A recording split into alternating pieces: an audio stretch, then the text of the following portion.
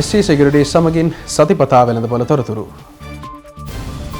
ශ්‍රී ලංකා මහ බැංකුව විසින් දැනට ඉහළ මට්ටමක පවතින ශුද්ධ පොලි ආන්තිකය හෙවත් net interest margin අගය පහත දැමීමට වාණිජ්‍ය බැංකු සමග කටයුතු කිරීමට සූදානම් බව පවසනවා.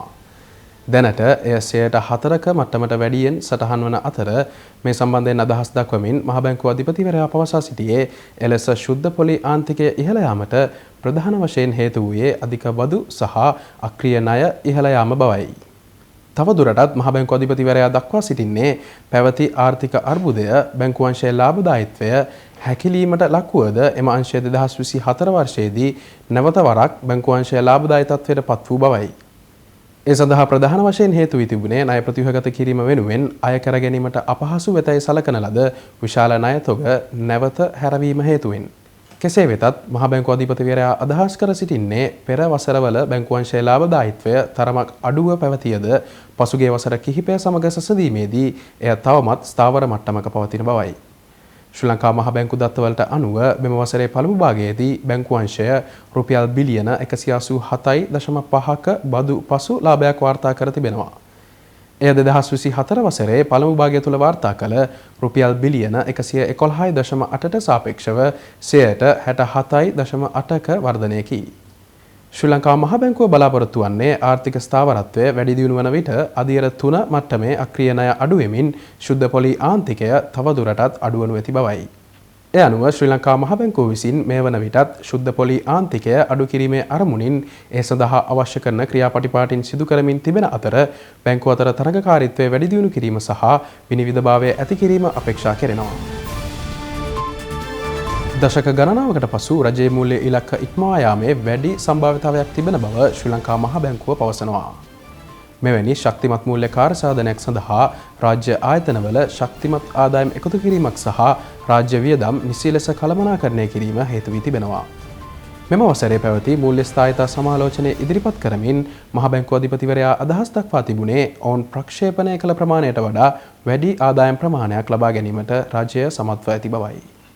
තවද දළදේශීය නිෂ්පාදිතයට ආදායම 15.3 ඉලක්කය ඉක්මවා යනු ඇති බවත් පෙර ප්‍රක්ෂේපණය කළ ප්‍රාථමික අතිරික්ත ඉලක්කය 2.3 මට්ටම පසු කරනු ඇති බවත් ශ්‍රී ලංකා මහ බැංකුව පුරෝගතනය කර තිබෙනවා.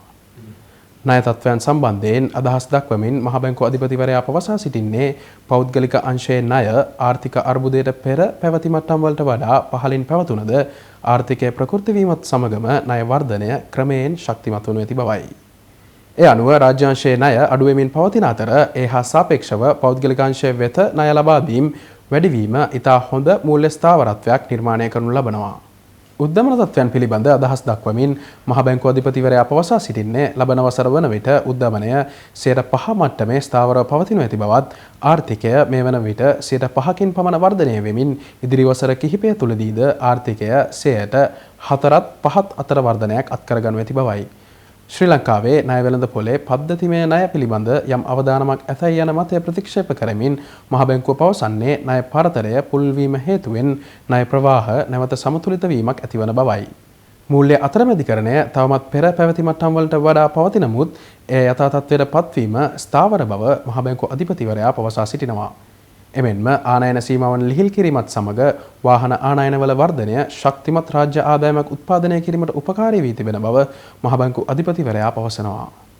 මූල්‍ය පද්ධතිය පිළිබඳ අදහස් දක්වමින් ඔහු පවසා සිටින්නේ ජනවාරි මාසයේ මූල්‍ය සමාගම් විසින් වාහන සඳහා වන ලීසින් පහසුකම් වැඩි වශයෙන් ලබා දීම කෙරෙහි අවධානය යොමු කර ඇති බවයි.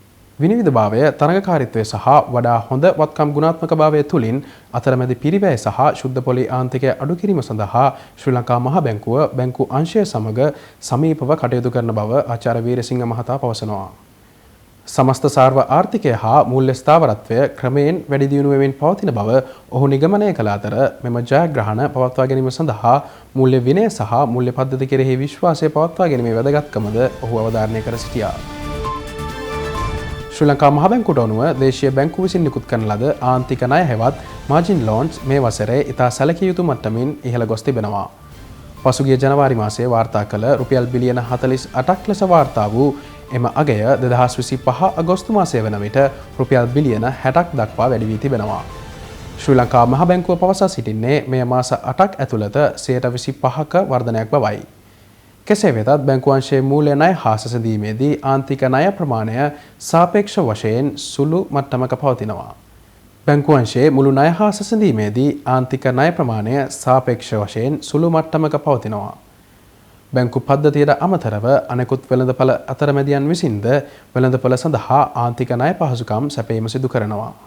මෑතකාලීන මුදල් අර්බුදයෙන් පසු ශ්‍රී ලංකාවේ ආර්ථිකයේ සහ කොටස් වෙළඳපොළ ක්‍රියාකාරීත්වයේ ශක්තිමත් ප්‍රකෘති වීමත් සමග මෙලෙස ආන්තික ණය පහසුකම් ඉහළ යාම සිදුවන බව ශ්‍රී ලංකා මහ බැංකුවේ මූල්‍ය ස්ථායිතා සමාලෝචන වාර්තාව මගින් පෙන්වා දෙනවා. මූල්‍ය ස්ථාවරත්වය ආරක්ෂා කිරීම සහ ආයෝජකයින් හට සිය ආයෝජනයන්හි අවදානම් වඩා හොඳින් කළමනාකරණය කිරීමට උපකාර කිරීම සඳහා දේශීය ණය තත්ත්වයන් විදේශ මුදල් නිරාවරණයන් සහ ද්‍රවශීලතා වර්ධනයන් සමීපව නිරීක්ෂණය කරන බවද ශ්‍රී ලංකා මහ බැංකුව පවසා සිටිනවා. මහා පරිමාණ විදේශ ආයෝජනයන් ආකර්ෂණය කර ගැනීමේ අරමුණු කර ගනිමින් මනා විනීතභාවයකින් යුත් නීති රීති මත පදනම් වූ බදු රාමුවක් විදේශ ආයෝජනයන් සඳහා හඳුන්වා දීමට ශ්‍රී ලංකා රජය සැලසුම් කරමින් සිටිනවා. ආයෝජන මණ්ඩලයේ සභාපතිවරයා පවසා සිටින්නේ ජාත්‍යන්තර මූල්‍ය අරමුදල සමග එක්ව මෙම නව බදු නීති රාමුව නිර්මාණය කිරීමට සූදානමින් සිටින බවයි. ඒ අනුව මෙම නව බදු නීති රාමුව ඇමරිකානු ඩොලර් මිලියන 50කට වඩා වැඩි වටිනාකමකින් යුත් ආයෝජන ව්‍යාපෘති සඳහා අදාළ වනු ඇති. මින් පෙර පැවති උපාය මාර්ගික සංවර්ධන ව්‍යාපෘති පනත යටතේ ඇතැම් ආයෝජන ව්‍යාපෘති සඳහා වසර 20ක් දක්වා දීර්ඝ කරන ලද දිගුකාලීන බදු විරාම ලබා දීම පැවතියද පසුව සිදු කළ එම දීර්ඝ බදු විරාම අත්විඳීමෙන් පසු ආයෝජක විශ්වාසය යථා තත්ත්වයට පත් කිරීම සඳහා රජය විසින් ගෙන යනු ලබන විශේෂ මුලපිරීමක් ලෙස මෙය දැක්වෙනවා. මෙම දීර්ඝ බදු විරාම ලබා දීම අත්හිටුවනු ලැබුවේ ජාත්‍යන්තර මූල්‍ය අරමුදල සම්බන්ධිත ප්‍රතිසංස්කරණ වැඩසටහනේදී ඉස්මතු කරන ලද අවශ්‍යතාවයන්ට අනුවයි. විදේශ ආයෝජනයන් සඳහා යෝජිත නව බදු නීති රාමුව විධිමත් ලෙස ප්‍රකාශයට පත් කරන බව ආයෝජන මණ්ඩල සභාපතිවරයා පවසා සිටිනවා. ඩොලර් මිලියන 50 සීමාව ඉක්මවන ව්‍යාපෘති උපාය මාර්ගික සංවර්ධන ව්‍යාපෘති සහන සඳහා සුදුසුකම් ලබන අතර ඩොලර් මිලියන 50 සීමාව ඉක්මවන විදේශ ආයෝජනයන් සඳහා වඩාත් ආකර්ශනීය දිරිගැන්වීම් හිමිවන බව ඔහු වැඩිදුරටත් පවසා සිටියා. ශ්‍රී ලංකාවේ ආයතනික ආදායම් බදු අනුපාතය 30% වන අතර එය වියට්නාමය සහ කාම්බෝජය වැනි නැගෙනහිර ආසියානු ආර්ථිකයන් බොහෝමයකට වඩා ඉහළ අගයක් ගන්නවා. එම නැගෙනහිර ආසියානු රටවල් වල බදු අනුපාතය 20%ක පමණ අගයක් ගනු ලබන අතර ස්ථාවර මූල්‍ය පද්ධති ඇති රටවල් මෙන් නොව ශ්‍රී ලංකාව නිරන්තරයෙන් දැඩි උද්දමනකාරී ප්‍රතිපත්තිවලට ලක්වීම හේතුවෙන් නිතර බදු වැඩිවීම් වලට මුහුණ දෙනවා.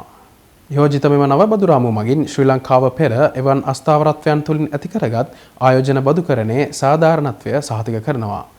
එමෙන්ම මෙම මුලපිරීම ගෝලීය ප්‍රවණතා සමග සාර්ථක ලෙස සමපාත වන අතර විශේෂයෙන් එක්සත් ජනපදය ඇතුළු ලොව ප්‍රධාන ආර්ථිකයන් දීර්ඝකාලීන බදු විරාම අධෛර්යමත් කර සාධාරණත්ව බදුකරණයක් ප්‍රවර්ධනය කිරීම සඳහා අවම ආයතනික බදු අනුපාතය 15%ක මට්ටමේ රැඳවීමට කටයුතු කර තිබෙනවා.